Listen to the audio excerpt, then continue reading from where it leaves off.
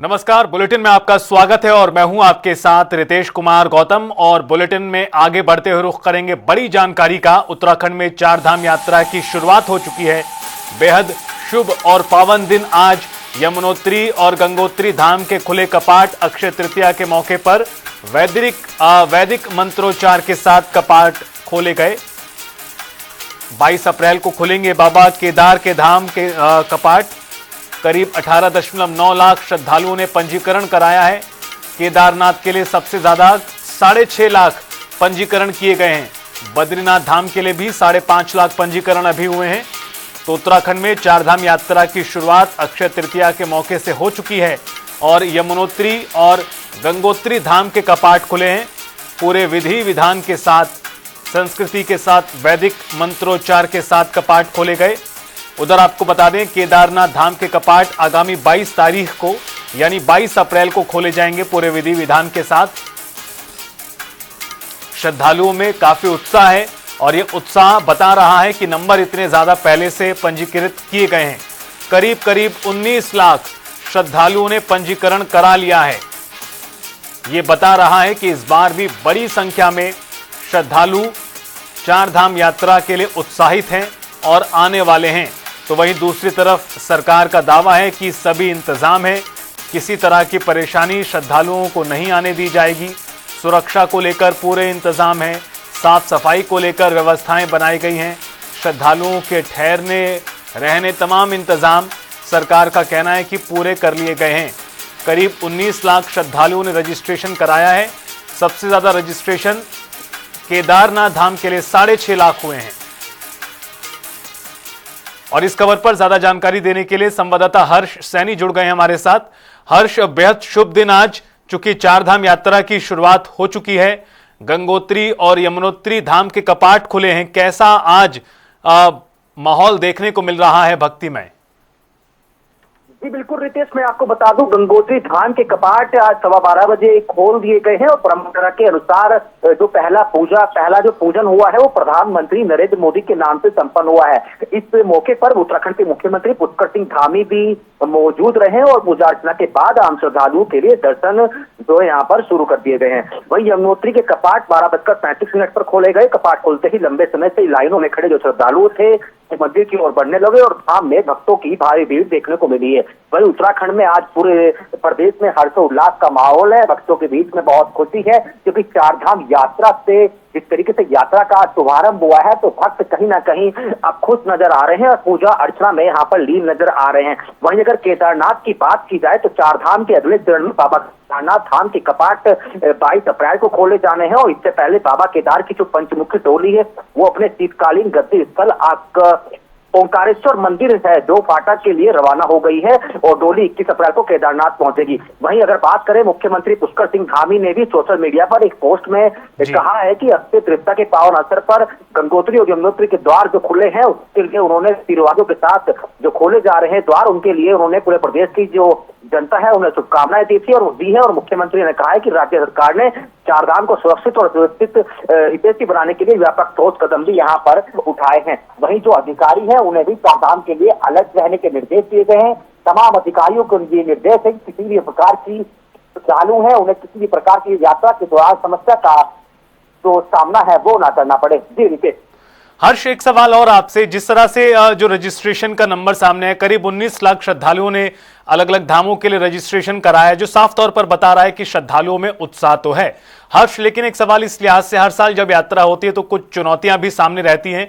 सरकार ने या प्रशासन ने किस तरह के बंदोबस्त इस बार किए हैं ताकि जो श्रद्धालु आए उन्हें परेशानी ना हो? साफ सफाई की बात करें, रहने ठहरने, सुरक्षा के इंतजाम, और इसके अलावा भी एक बड़ा जो चुनौतीपूर्ण कार्य रहता है, बड़ी संख्या में गाड़ियां जब आती हैं तो ट्रैफिक की समस्या पूरे इलाके में बन जाती है।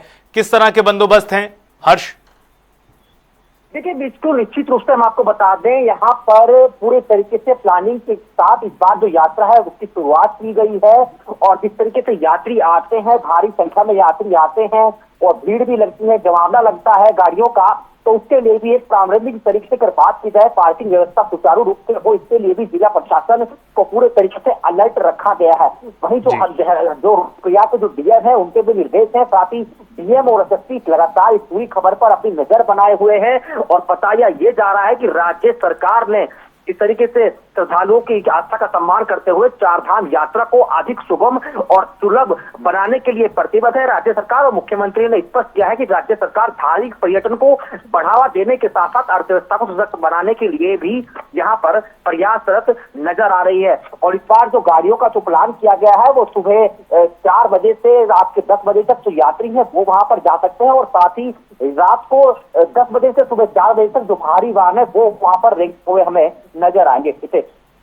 चलिए, बहुत शुक्रिया आपका हर्ष। तो आपको बता दें कि आज 12:15 पर गंगोत्री और 12:35 पर यमुनोत्री धाम के कपाट खुले हैं। गंगोत्री धाम में पहली पूजा प्रधानमंत्री के नाम की हुई है, जिसमें मुख्यमंत्री पुष्कर सिंह धामी भी शामिल हुए।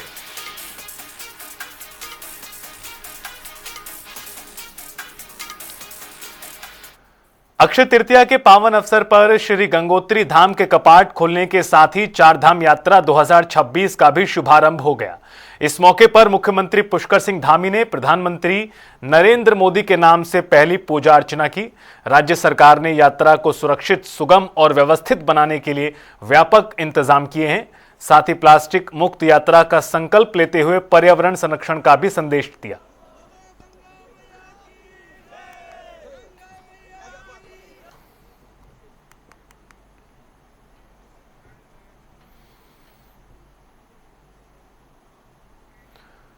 मुख्यमंत्री पुष्कर सिंह धामी हरिद्वार पहुंचे, जहां उन्होंने भूपतवाला स्थित सप्त सरोवर के अखंड परम धाम में आयोजित पूज्य सद्गुरुदेव भगवान की 71वीं संन्यास जयंती महोत्सव में भाग लिया। इस दौरान मुख्यमंत्री ने बताया कि गंगोत्री और यमुनोत्री धाम के कपाट खुलने के साथ चार धाम यात्रा का शुभारंभ हो चुका है और प्रशासन ने यात्रा को सुरक्षित एवं सुगम बनाने के लिए व्यापक इंतजाम किए हैं। वहीं मुख्यमंत्री धामी ने महिला आरक्षण बिल को लेकर विपक्ष पर तीखा हमला करते हुए उसे महिला विरोधी करार दिया। आज बहुत शुभ दिन है। अक्षय तृतीया के दिन से हमारे यमुनोत्री धाम और गंगोत्री धाम के आज कपाट खुल रहे हैं। यात्रा विधिवत रूप से प्रारंभ हो रही है। यात्रा की सभी तैयारियां पूरी कर ली गई है। सबों में बहुत हर्षोल्लास है और बड़ा उत्साह यात्रा को लेकर है। सभी तैयारियां विधिवत तरीके से पिछले सालों के अनुभव लेकर पिछले सालों की यात्रा से जो भी न्यूनता जो भी और सब किया गया है, सभी यात्रियों का हम स्वागत करते हैं, अभिनंदन करते हैं। सबकी यात्रा अच्छी हो, सफल हो, सरल हो, सुरक्षित हो, इसके लिए हमारा प्रयास जारी रहेगा और ये हमारी सर्वोच्च प्राथमिकता है। देखिए, वो जिन लोगों ने देश की आजादी के बाद लंबे कालखंड तक 6 दशक तक देश के अंदर राज किया है, वो कभी महिलाओं के अधिकारों को आगे महिलाओं के अधिकारों के लिए उन्होंने कभी कोई काम नहीं किया। आज जब प्रधानमंत्री आदरणीय मोदी जी के नेतृत्व में महिलाओं को 33% आरक्षण देने के लिए नारी शक्ति वंदन अधिनियम भारत की संसद में पारित हुआ, उसमें संशोधन करके जब वो लागू होना था 2029 से, उसमें उन्होंने बहुत बड़ी रुकावट की है। महिलाओं के अधिकारों को रोका है, उनकी भागीदारी को नीतियों में और देश के तमाम कार्यक्रमों में संसद और विधानसभाओं में होनी थी। उन्होंने कुठाराघात किया। ये महिला विरोधी है, इनका चेहरा पूरे देश के सामने उजागर हो।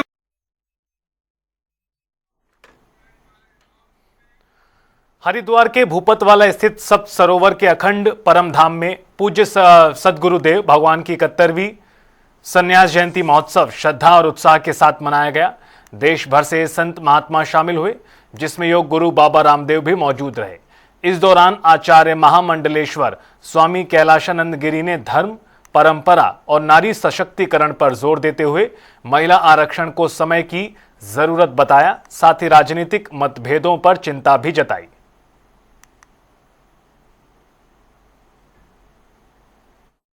हमारे अखाड़े के महामंडलेश्वर और युग पुरुष पूज्य स्वामी परमानंद जी महाराज का 71वां संन्यासोत्सव है, 71वां संन्यास दिवस है।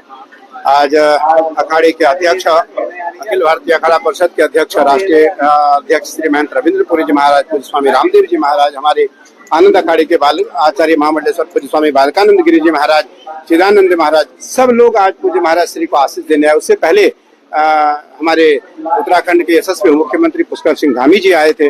मुझे लगता है कि पूज्य महाराज श्री का जो जीवन काल रहा वो त्याग, तपस्या और वैराग्य का रहा, और उन्होंने खूब सन्यासियों को दीक्षा देते हुए, सन्यासी बनाते हुए उन्होंने परंपरा को आगे बढ़ाने का प्रयास किया, जिसमें साध्वी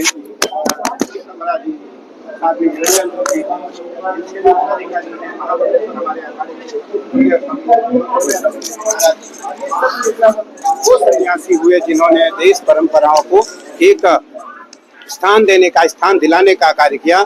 आज सभी भारत के सभी शीर्षस्थ साधुओं ने आकर के पूज्य महाराज श्री को शुभकामना दिया और पूज्य महाराज श्री का आशीष लिया, पूज्य महाराज श्री के लिए मंगल कामना की। मुझे लगता है संन्यास परंपरा में वैराग्य, ज्ञान और उपासना का महत्व है, जिसमें युग पुरुष पूज्य स्वामी परमानंद जी महाराज का योगदान अत्यधिक महत्वपूर्ण है। हरिद्वार में महिला आरक्षण को लेकर योग गुरु बाबा रामदेव ने बड़ा बयान दिया। उन्होंने भारतीय संस्कृति में नारी की सर्वोच्च स्थान बताते हुए 33% आरक्षण का स्वागत किया, लेकिन इसे 50% तक बढ़ाने की जरूरत बताई और कहा कि बिल का समय पर पारित न होना दुर्भाग्यपूर्ण है। वहीं महिलाओं की बढ़ती भागीदारी को सराहते हुए विरोध करने वालों पर भी निशाना साधा। यत्र नार्यस्तु पूज्यन्ते रमन्ते तत्र देवता का यह देश है। हमारे देश की तो गृह मंत्री, रक्षा मंत्री हमारी माँ भवानी भगवती है, हमारी शिक्षा मंत्री हमारी वाणी की देवती अधिष्ठात्री देवी सरस्वती है, और हमारी वित्त मंत्री भी हमारी लक्ष्मी माता है।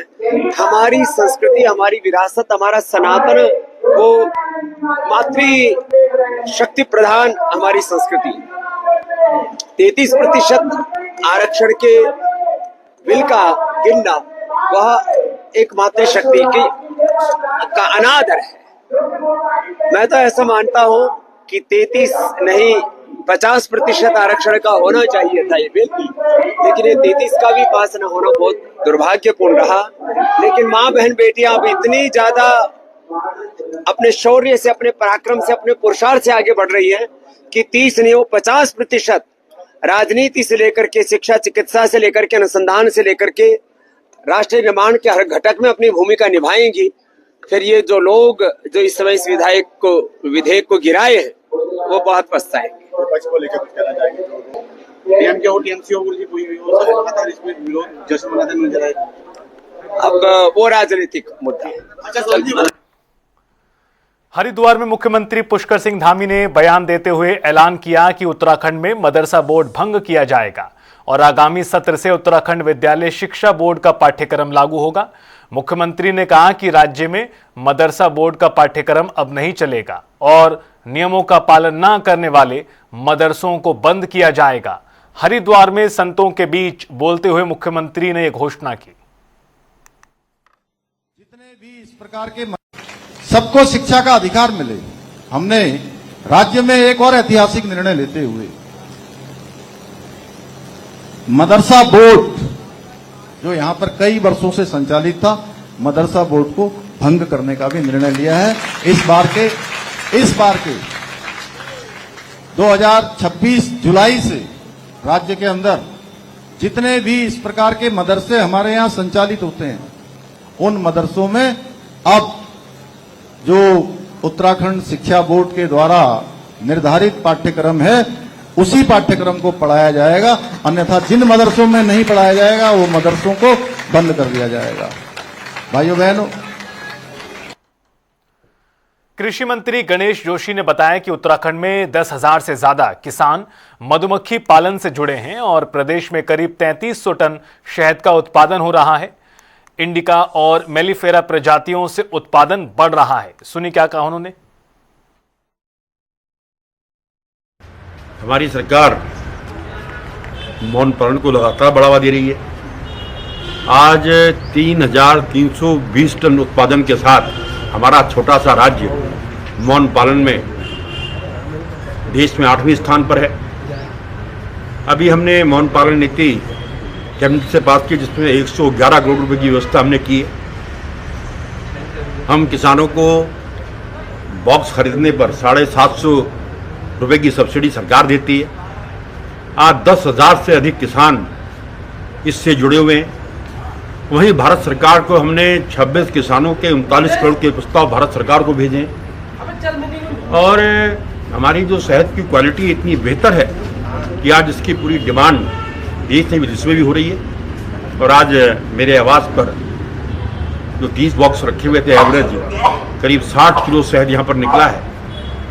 और मैं लोगों से कहना चाहता हूँ कि सरकार अपने किसान भाइयों से कि सरकार की इस योजना का लाभ उठाएं और जहाँ प्रधानमंत्री जी का आत्मनिर्भर भारत का सपना है जो किसानों की आय दुगनी करने का, उसमें भी हमारी मोनपालन नीति एक बहुत बड़ा मील का पत्थर साबित होगी। मैं इसके लिए माननीय मुख्यमंत्री जी का आभार व्यक्त करता हूँ। कालाढूंगी से बीजेपी के विधायक बंशीधर भगत का एक वीडियो सोशल मीडिया पर वायरल हो रहा है, जिसमें उन्होंने अपनी ही सरकार के कामकाज पर सवाल खड़े किए। हल्द्वानी में जिला योजना बैठक के दौरान उन्होंने जल जीवन मिशन में खामियों को लेकर नाराजगी जताते हुए कहा कि हालात चिंताजनक हैं और केवल मोदी से काम नहीं चलेगा। उनके इस बयान पर कांग्रेस ने भी तंज कसते हुए कहा कि सच्चाई अब खुद भाजपा नेताओं की जुबान पर आ रही है।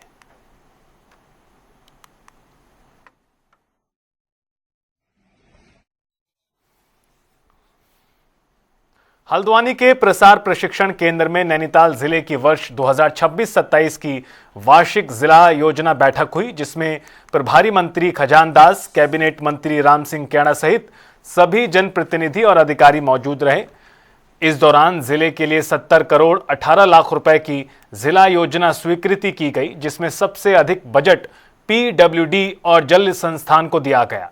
बैठक में सड़कों की खराब स्थिति को लेकर जनप्रतिनिधियों ने नाराजगी जताई, जिस पर प्रभारी मंत्री ने लापरवाही पर सख्त कार्रवाई की चेतावनी दी। वहीं महिला आरक्षण बिल को लेकर उन्होंने विपक्ष पर तीखा हमला बोला। जिला योजना की बैठक हमको 30 अप्रैल से पहले करनी है। दिशा निर्देश माननीय मुख्यमंत्री जी के द्वारा हम सबको दिए गए हैं, प्रभारी मंत्रियों को, और इसी के निमित्त मैं आज यहाँ पर आया हूँ और नैनीताल जिले की जिला योजना की बैठक की है और सभी विभागों को निर्देशित किया गया कि जो बजट आपको आवंटित किया जाता है उसका उपयोग इसी वर्ष के अंतराल में करें, यानी कि 26-27 में उसको पूरा करें। तो ये कहा गया है उनको और इसलिए आज एक प्रभारी मंत्री होने के नाते आज मेरा पहला भ्रमण जनपद नैनीताल का था और मैं हल्द्वानी में जिस प्रकार से बैठक हुई है, बहुत ही अच्छी बैठक हुई है और सभी जनप्रतिनिधि उस बैठक में सम्मिलित हुए, हमारे जितने भी मेंबर्स थे, और इसके लिए मैं आभार व्यक्त करता हूँ, धन्यवाद ज्ञापित करना चाहता हूँ।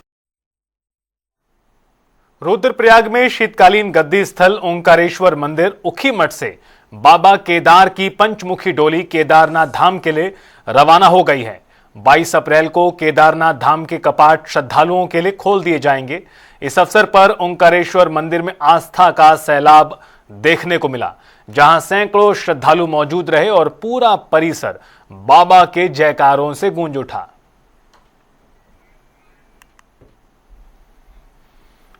लक्सर में वन विभाग ने अवैध कटान के खिलाफ बड़ी कार्रवाई करते हुए शीशम की लकड़ी से लदी एक महिंद्रा पिकअप को सीज कर दिया है।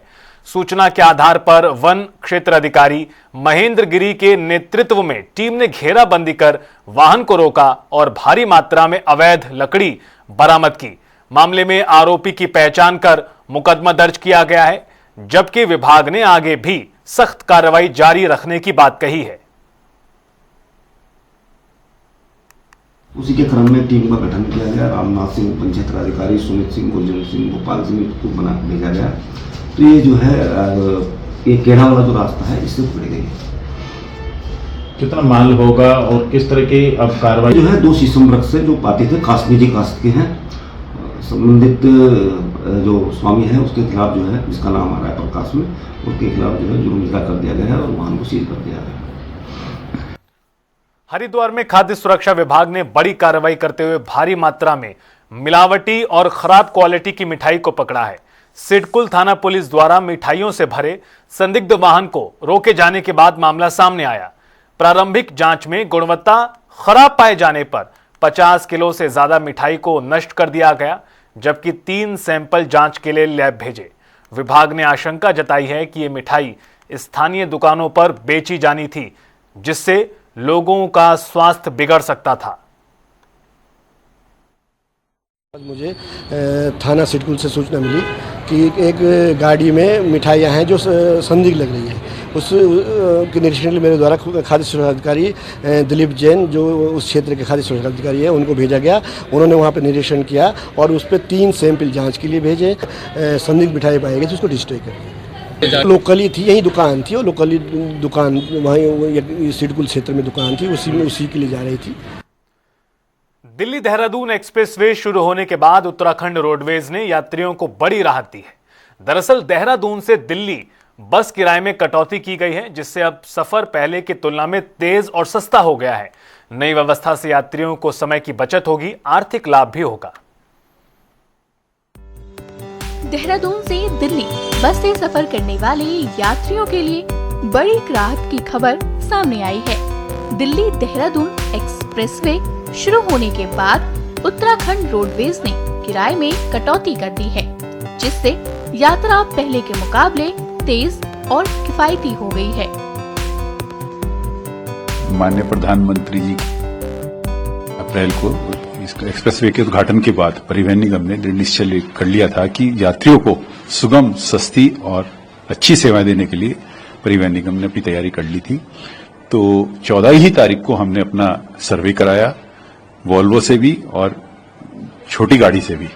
तो सर्वे में जो हमारा आया तो उसमें गाड़ी वॉल्वो और जो एसी जो हम चलाएंगे पहले चरण में और ऑर्डिनरी, तो दूरी भी घट के 260 से 216 हो गई है, और 3 घंटे में हमारी गाड़ी आराम से 2 घंटा 55 मिनट में हमारी गाड़ी देहरादून आईएसबीटी से दिल्ली आईएसबीटी तक पैसेंजर उतारा है।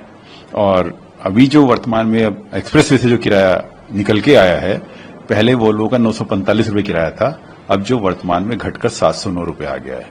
एसी का पहले किराया 704 रुपये था, जो वर्तमान में घटकर 557 रुपये आ गया है। ऑर्डिनरी जो साधारण बस थी हमारी, उसका 420 किराया था, अब जो एक्सप्रेसवे से हम 2 ऑर्डिनरी अपना प्रथम उसमें ट्रायल पे चलाएंगे, उसका किराया 355 आ गया है। दूरी भी कम, समय भी कम और किराया भी कम। इससे निश्चित ही हमें यकीन है कि हम यात्री प्रेफर करेंगे और हमें अच्छे यात्री मिलेंगे और परिवहन निगम का। और अगर अच्छे यात्री मिलते हैं तो हम और बसेज अपनी प्लान करेंगे और वोल्वो हम इस पे और बढ़ाएंगे, और ऑर्डिनरी भी हम आगे प्लान करेंगे और ऑर्डिनरी इस रूट पर बढ़ाएं। सर, अभी जो बसें चल रही हैं तो कैसा रिस्पांस देखने को मिल रहा है उस रूट पे? नहीं, पैसेंजर का अच्छा रिस्पांस है, हमने फीडबैक भी लिया है, तो पैसेंजर अच्छा अप्रिशिएट कर रहे हैं, क्योंकि पॉकेट में भी उनके पैसे कम देना पड़ रहा है और समय भी कम लग रहा है और दूरी भी कम है। तो पैसेंजर निश्चित ही अच्छा, मैंने फीडबैक लिया था तो अच्छा रिस्पांस आया है।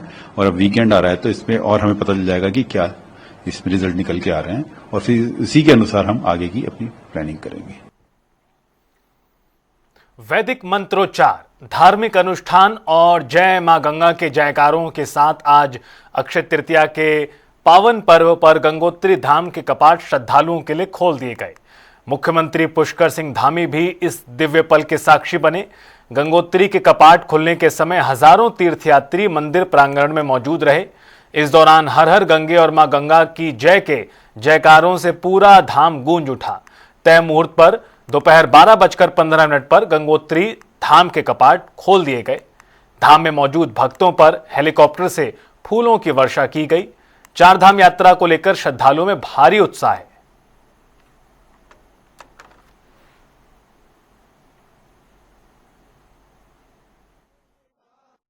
प्रदेश में आज से 4 धाम यात्रा की शुरुआत हो गई है। सबसे पहले 4 धाम यात्रा की शुरुआत में आज 12:15 बजे गंगोत्री धाम के कपाट खुले हैं। आज अक्षय तृतीया के शुभारंभ के दिन गंगोत्री जो धाम है उसके कपाट खोले गए और मुख्यमंत्री पुष्कर सिंह धामी ने भी प्रदेश वासियों की ओर से आज पहले दिन पूजा अर्चना की है। वहीं प्रधानमंत्री नरेंद्र मोदी के लिए भी पहले दिन पूजा अर्चना की गई है। प्रदेश के मुख्यमंत्री पुष्कर सिंह धामी ने सभी के लिए खुश व श्रद्धालु प्रार्थना की है और साथ ही सुख व समृद्धि की प्रार्थना की है।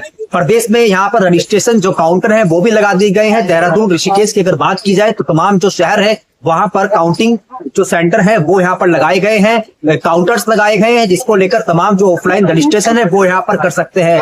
प्रदेश में खुशहाली का माहौल बना हुआ है और 4 धाम यात्रा को देखते हुए तमाम जो श्रद्धालु है उन्हें में भी सरकार ने अधिकारियों को भी स्पष्ट निर्देश दिए गए हैं कि यात्रियों को किसी भी प्रकार की समस्या का सामना न करना पड़े। श्रद्धालुओं की जो यात्रा है वो तो कुशल संपन्न हो, इसके लिए तमाम जो अधिकारी हैं उन्हें भी मुस्तैद रहने के निर्देश दिए हैं।